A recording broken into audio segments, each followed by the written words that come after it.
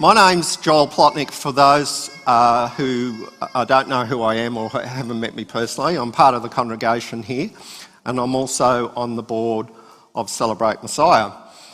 I'll tell you a little bit more about who I am because I'm going to tell you part of my story this morning. There goes the clicker. So, my message this morning is the God who meets us on the road of not knowing. And so I'm going to tell you a bit about that as it applies to my own life and the life and story of my family. More recently, I resigned from working with Churches for Christ in an executive position earlier this year and went into coaching. Executive coaching, coaching with boards and entrepreneurs, because I'm quite entrepreneurial myself. And I was in a coaching session just recently, and I was asked this question: how do you plan for the unknown? What a great question. How do you plan for the unknown? How would you answer that question? One answer to the question is you set out on the road and you start building the road as you walk along it. Or a more dramatic version of that is you start flying the plane and continue to build it as you're flying the plane. Well, the last version I heard of this very recently was you start building the parachute after you jumped out of the plane. How many of us would be prepared to go that far? Entrepreneurs love this. That whole metaphor is typical of entrepreneurial ventures that start off the venture not knowing exactly where they're going or how it might work out. That's fine. We'll work the details of the venture out as we go along the road. But some of us are more circumspect, particularly those on boards and committees. And I've had a lot of experience with working with boards and committees, and I can tell you that generally speaking, they want to make sure that they know the road ahead before they invest money or get too far going in the venture. There's some wisdom in that. I have to say that because I'm on a board myself at the moment, a number of boards actually. But the challenge is this: what happens when you're venturing into uncharted territory and there is no map? Bilbo Baggins in Lord of the Rings said to his nephew, Frodo, "It's a dangerous business, Frodo, going out your door. You step onto the road, and if you don't keep your feet, there's no knowing where you might be swept off to." And if you've read Lord of the Rings, or if you've seen the movie, you know what happens to Frodo, the ring bearer. Gets into all sorts of difficulties as the ring bearer and adventures. So this morning I want to tell you my journey. It's a story about the God who meets us on the road of not knowing. It's a story about a journey of faith that includes every one of you here today. Our journey starts with faith, as the writer of Hebrews reminds us in chapter 11. Now, faith is the assurance of things hoped for, the conviction of things not seen. Indeed, by faith, our ancestors received approval. By faith, we understand that the worlds were prepared by the word of God, so that what is seen was made from the things that are not visible. By faith, Abel offered to God a more acceptable sacrifice than Cain's. Through this, he received approval as righteousness, God himself giving approval to his gifts. He died, but through his faith, he still speaks. By faith, Enoch was taken so that he did not experience death, and he was not found because God had taken him. For it was attested before he was taken away that he had pleased God. And without faith, it is impossible to please God. For whoever would approach him must believe that he exists and that he rewards those who seek him. By faith, I'm going to make sure I keep track with my overheads here. I think it's the next one. By faith, Abraham obeyed when he was called to set out for a place that he was to receive as an inheritance. And he set out not knowing where he was going. He set out not knowing where he was going. By faith, he stayed for a time in the land he had been promised, as in a foreign land, living in tents, as did Isaac and Jacob, who were heirs with him of the same promise. For he looked forward to the city that has foundations, whose architect and builder is God. By faith, he received the power of procreation, even though he was too old, and Sarah herself was barren, because he considered him faithful who had promised. Therefore, from one person, and this one as good as dead, descendants were born, as many as the stars of heaven and as the innumerable grains of sand by the seashore. This is what Rabbi Paul said about Abraham when he was writing to the Galatians in Galatians chapter 3. Just as Abraham believed God and it was credited to him as righteousness, know then that those who have faith are children of Abraham.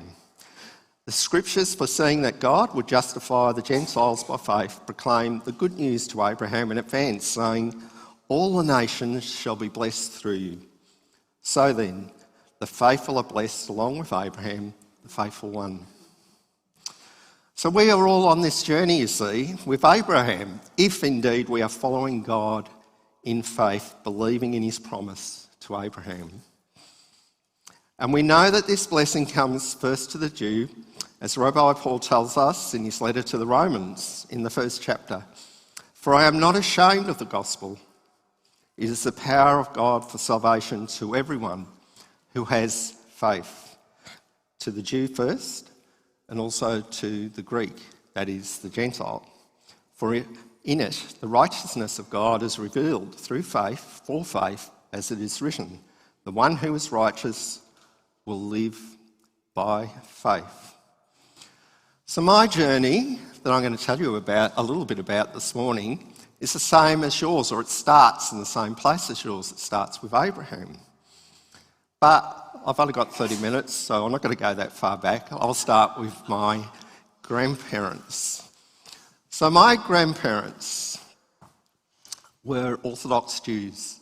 My grandmother, Hannah, which means grace, her grandfather was a great rabbi in Russia. In fact, she had a long line of rabbis in her family. And her and my grandfather, Goodall, were both born in what I was told, as Russia. My dad used to say, I was born Russian, and I've been Russian ever since. And then I found out, no, it's Poland. Now you can see this map that I've got on the overhead at the moment, which is the Jewish Pale of Settlement, had both the Russian Empire and Poland there at different stages, and also down south, Ukraine, which it turns out where my grandparents were actually from. Now, the Jewish Pale of Settlement came into place when the Russians expanded their empire, and they inherited what some history books call the Jewish problem. They had all these Jews come in. And so what they did is they contained them within this territory, and if you were Jewish, you suffered in terms of persecution and also a lot of poverty there. They weren't able to get out unless they gave up their faith. And that was in place from 1791 up until the revolution in 1917. And if you can see, I'm not sure how clear that's coming out, but you can see the centres there and the cities with circles around them is where all the pogroms, persecution of the Jewish people occurred, particularly in those 2 years that I've marked there, 1881 to 82. There was a wave of pogroms that was triggered by the assassination of the Tsar at the time, and the Jews were blamed in large part for that. And then a further wave of pogroms, 1903 to 1906. So as best as I can tell, my grandparents, their families would have been around and left. They actually got out of there somewhere in the 1880s, 1890s. Now, I'm not sure how they got out because they didn't give up their Jewish belief, but they got out of there to Germany. One branch of the Plotniks stayed in Germany, and most of them didn't survive, unfortunately. They were taken by the Holocaust. But fortunately for me, I'm still here to tell the story. My grandparents moved to England, still hadn't met each other, and then went to Birmingham where they met. They were married, and they raised a family of 10 kids, and there they are, their grandmother Hannah, who I never met, and my grandfather. So they were very poor at the time. This would have been around 1910 onwards, and they made a living out of selling habashery and other things at the markets in Birmingham. But their children went on to do very well. They were quite successful. A number of them became quite wealthy in business. My uncle Simeon set up a retail store in High Street, Birmingham, married a rabbi's daughter and did really well with business. And I had one uncle who went into manufacturing and selling carpet and became very wealthy. But when I say all the children did well, there was one exception. There was one black sheep in the family who was my dad, Joseph Plotnek. Now, he was the black sheep for a few reasons, which you're about to find out. He was always getting himself into trouble, but also he suffered from bad health. He had acute chronic asthma, and he suffered from depression. He was on drugs from the doctors to try and deal with these things, but never really was able to get over them.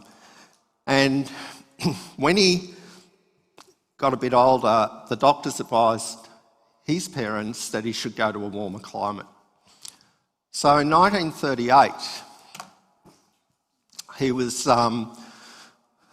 his parents got him fare to sail to Australia in Sydney, where he had a brother who'd gone ahead of him, in order to hopefully his health would get better. So once he got to Australia, by the way, that picture on the left is my dad. It would have been taken around the time of his bar mitzvah, thereabouts, maybe a bit older. So but he was older than that when he did sail to Australia. He was 23. So his elder brother Lou took off, I think, on some bad business deals. I'm not sure. So the family stories go. Went to America, and my dad was left to make a life for himself in Australia. And soon after the war broke out, so he joined the voluntary Australian Armed Services, the Australian Imperial Force, and did his training in Adelaide, and straight away was shipped off to Palestine at the time. And for the first time, he saw the Holy Land. Now, he did have a habit of getting into trouble, so he got into a few fights, he got an infected eardrum, and a few other things happened while he was over there. And he remembered the words of his mother, my grandmother Hannah, who said, always used to say in bad times, remember that God is good, God will look after you. And so he still had his prayer shawl and his prayer book from his bar mitzvah that he took wherever he went, and he used to cry out to God to help him whenever he was in trouble. So he made it back to Australia and got restless again, so he joined the US Small Army ships and did service in the South Pacific, where he was at danger a number of times through submarine attacks and other things that happened to him. And he finally came back to Australia just before the war and was diagnosed with war neurosis. And that triggered his asthma and depression again. And so things weren't really working out for him. By the time he got to 1950, he'd come to Australia. He was a dreamer. He came with the hope that he would make a name for himself. He'd go back to his family, make them proud. But it wasn't working out that way. He lost his money through some bad investments and business deals, and he was very generous, so he used to give a lot of his money away to other people, but he also lost money because of gambling. And he was a heavy drinker at that time, and that wasn't helping his asthma either and his smoking. And in 1950, there was another depression, and he got to a real crisis point in his life where he didn't have any money.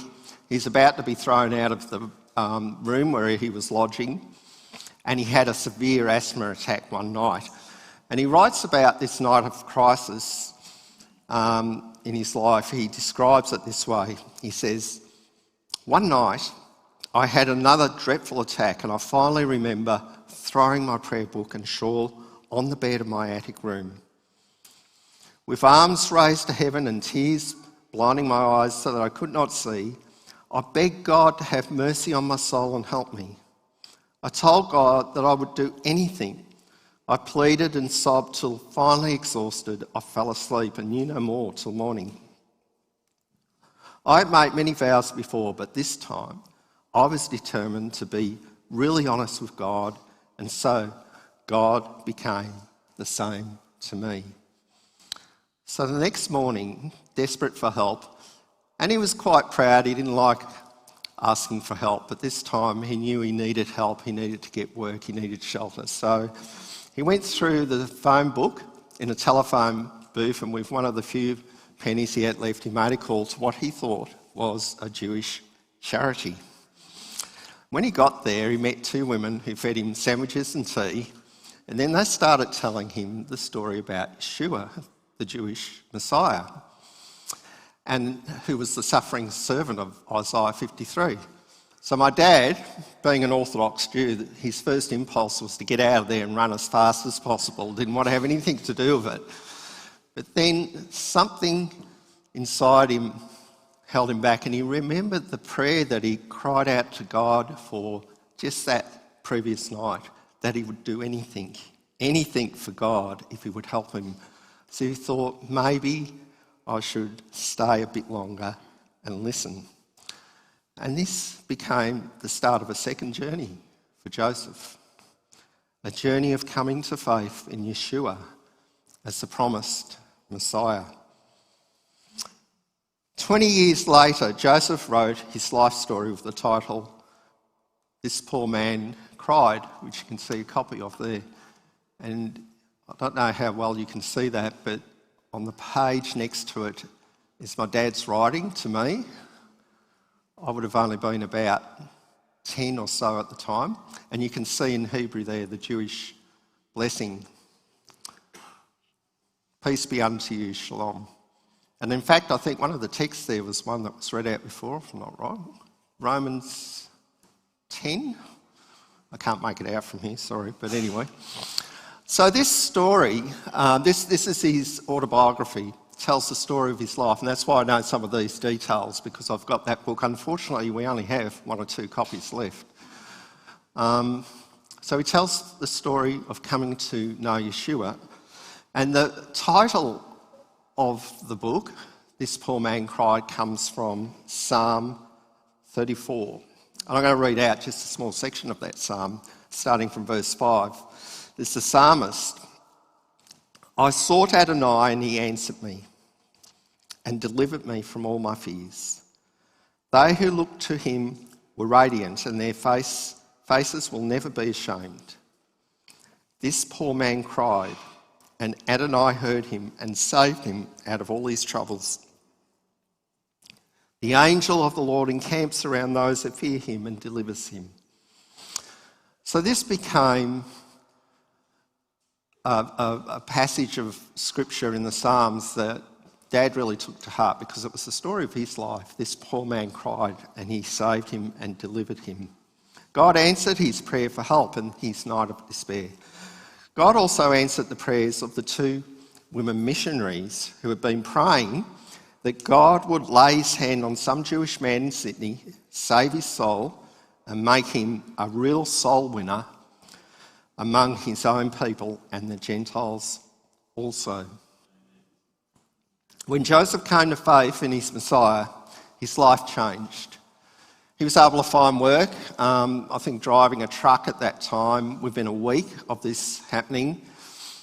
He gave up gambling pretty much straight away and cut back on smoking and alcohol and gave that up soon after, his asthma attacks stopped. But more important than anything else, he started to experience the peace and find purpose in his life, because up until then he really was a wandering Jew, hoping that he would be successful and something good would happen, but really going from bad to worse to terrible. So Joseph was no longer a Jew wandering aimlessly. He was now on the same faith journey of Abraham, the same faith journey we are on today. And often in his book, I hadn't looked at it for quite some time, and I picked it up recently, and I noticed in the first half of the book, which talks about his journey up until coming to faith, in just about every chapter, he uses this phrase, but God was in the shadows, or God was hidden in the shadows. And he always used that whenever he got into some strife that he didn't think he was going to get out, whether it was a severe asthma attack or whether he was locked up in jail through his own misbehaviour, on the streets, run out of money, whatever it is. And he'd say, but God was in the shadows looking after me. But he was only able to say that looking back after he came to faith. This was the God who heard this poor man cried and made himself known to Joseph by answering his prayers. So now Joseph, it really was something of a Damascus Road experience, because almost straight away he started telling people about his new faith. Remember the missionary ladies who led him to the Lord wanted an evangelist, and it appears that God really had gifted him with that. He'd speak to people in the street. He'd hand out tracts, he'd talk to people at work, his friends, his family. He wouldn't stop talking about his new faith. And right in the very early days, he led hundreds of Jewish people in particular, but also Gentiles to faith in Yeshua. And this is before he went into any sort of ministry. The Christians who were listening to his story, because at that time it was fairly unique to have an Orthodox Jew who had had all of those adventures and had now become a Christian.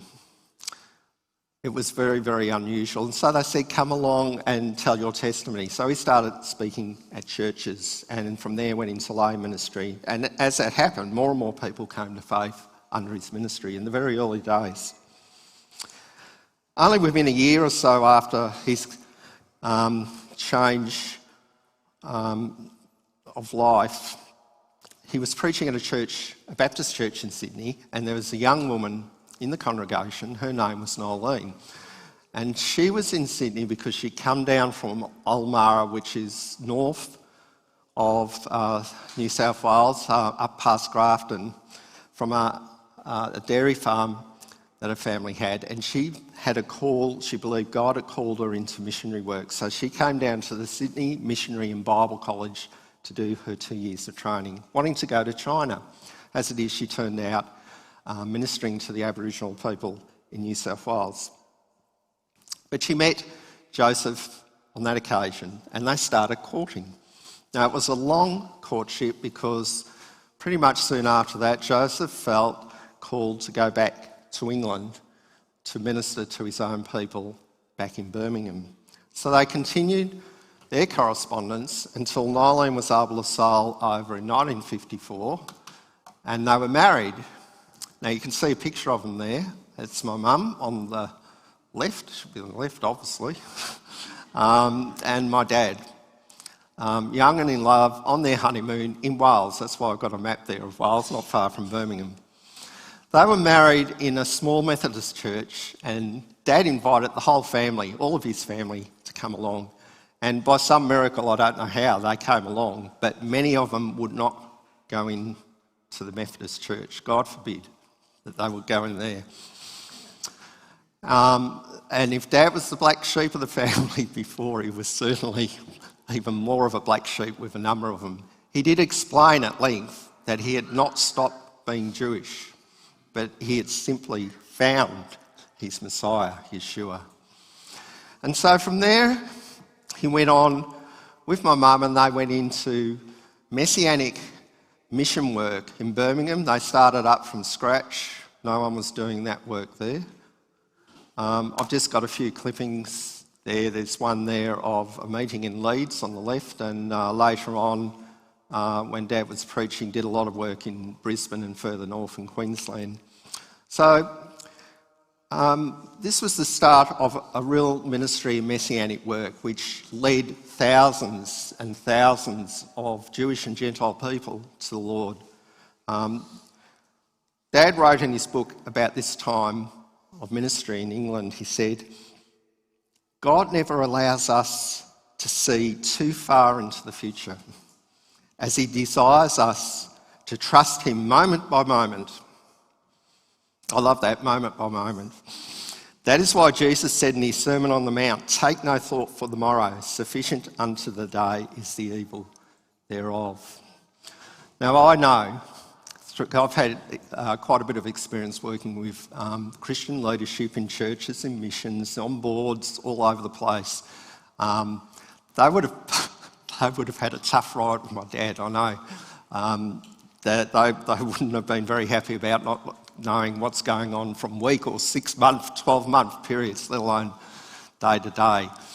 But that's how life was. I know, I can remember a lot of this growing up, and God called them to different places at different times in the ministry work, and they were greatly blessed in Birmingham, Leeds in particular, which was Messianic work set up by Swedish people who had a heart for reaching out to the Jews in Leeds, and then later on in Scandinavia. So towards the end of the 50s, they were called back to Australia, and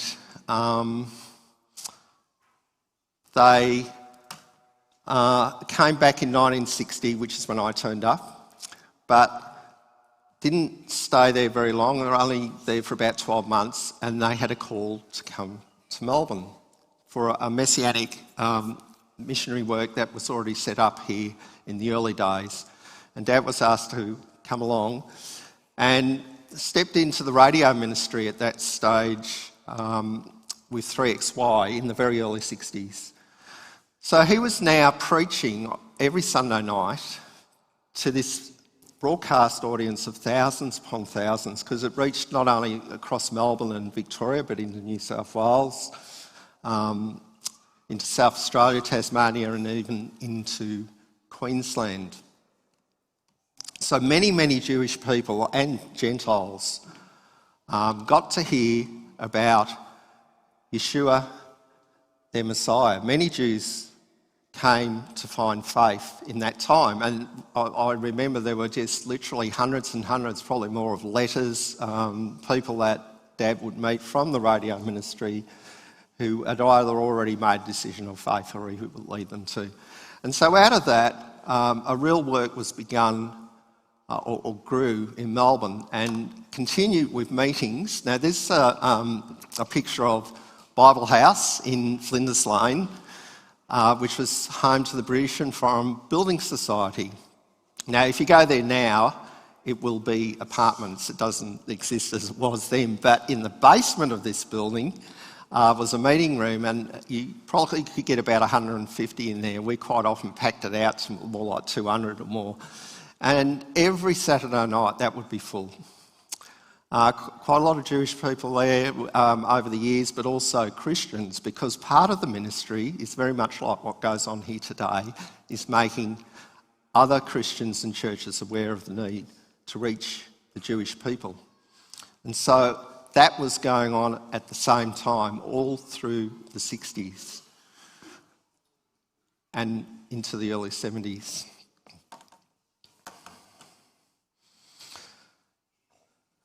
Towards the end, early in 1970, in 1973, Joseph returned to England for the last time. God had sustained his health for over 20 years of ministry, but now his health was starting to deteriorate.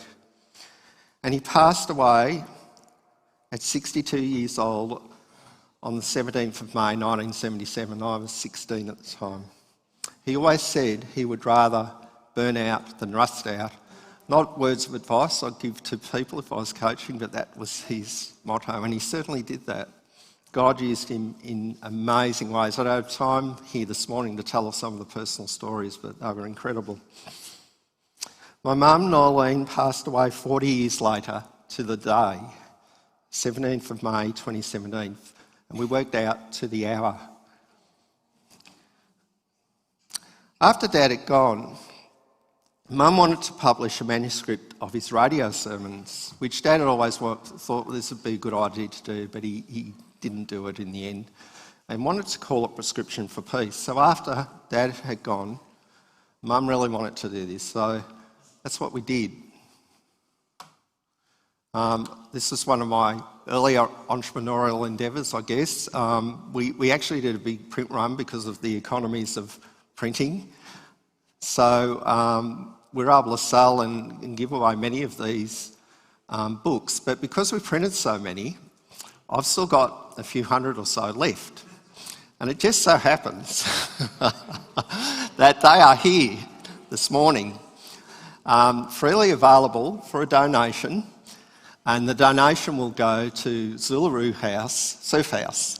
So if you want to get a bit of a flavour of what Messianic mission and ministry was like back in those days, grab a copy of the book. I'd encourage you in the Resource Centre, even if you only read one of the sermons. They are a bit old now because they were printed back in 1978, but you can take that away as a memory of some of the history. Joseph dreamed of having a Messianic centre in Melbourne. True, we had Bible House, but it wasn't ours and we could only use it for a few hours every Saturday night. He really wanted a centre where Jewish evangelism could flourish and grow. And where we lived in East Doncaster for a few years, there was a spare block of land next door which he always dreamed about. If we could get that, we could do something with it. But it wasn't to be in his time. When I was only around 5 years old or so, I've been told, because I can't remember, but I do remember writing out cheques to Dad for ministry. Now, they weren't real cheques, obviously. I was only very young, but he said every time I'd write one of these cheques out, real money would come in the mail or someone would give him something. The reason I did that is because I grew up in a family, I thought it was normal. I realised this wasn't the way normal people lived as I got older, but there was no mission body or denominational support or anything like that. All the money in those years came through directly to support Messianic ministry work, and quite a lot of the time we didn't know where money was going to come from the next week. Occasionally Dad would have to go out and get a job in a factory. So here I was writing out faith cheques. Little did I know that a little over 30 years later I would be writing and signing thousands of cheques for millions of dollars, working for the Churches of Christ as an executive for both the Properties Trust and the Financial Services, both here in Victoria and Tasmania, but also around Australia. Isn't it amazing how things work out on the road of not knowing where God takes us in life? But not only that, in a very, very small way, I played a part in the work you can see today. This building was, and still is, Church of Christ property. And of course, I knew my brother when he was involved in the congregation here, and Lawrence and Louise I've known for all that time, and Mark Polonsky and others. And I used to come and say, you've got to do something, we've got to fix the place up. How many people here can remember this building before it was all redone? And I was sort of saying that because I was also in charge of insurance. I was sort of thinking, wow, we need to do something. So finally, of course, that happened, and we can see the fruits of that today. But it was a really unorthodox project, certainly for Church of Christ. Remember those church boards? They don't like stepping into uncharted territory. And we were talking about taking a church and turning it into a Messianic Jewish mission and doing all this weird and wonderful stuff. So in my position as the CEO of the Properties Trust, I was able to help navigate all the back-end titles and deeds and everything that had to go to make it happen from the Church of Christ end. But not only that, before I resigned. I was hoping to resign a bit earlier, but I stuck around. And so I was there to be able to work through the finance and sign off on that for Zuluru House as well. So again, I'm just blown away looking back, because at the time I hadn't really connected all the dots. I'd forgotten a lot about, well, not so much forgotten, I'd just put to one side a lot of my Jewish heritage and that. And even when I was doing some of this stuff, I hadn't really thought that deeply about it until I prepared a similar sort of message last year when I was speaking in Brooklyn at Chosen People Ministries. And all of a sudden I realised, oh my goodness, this is like a continuation. I'm involved in this ongoing work that my parents were involved in all those years ago. So God had been in the shadows of my own life, weaving me into the larger tapestry of Messianic ministry as a descendant of Abraham, both as a Jew by faith in Yeshua, both as a Jew and by faith in Yeshua as my Messiah. So, let me go back to the beginning. How do you plan for the unknown? What a great question. How would you answer it in your life today? Whatever it is that lies ahead, whether it's healing, whether it's money or work, or maybe you haven't come to a full faith, believing faith, or even heard of Yeshua being your Messiah. In the life of faith, there is only one answer to that question. We step out on the road that hasn't yet been built. We step out in faith. And as we do, as we step out in faith, we encounter the God of Abraham, the God who meets us on the road of not knowing. God bless you.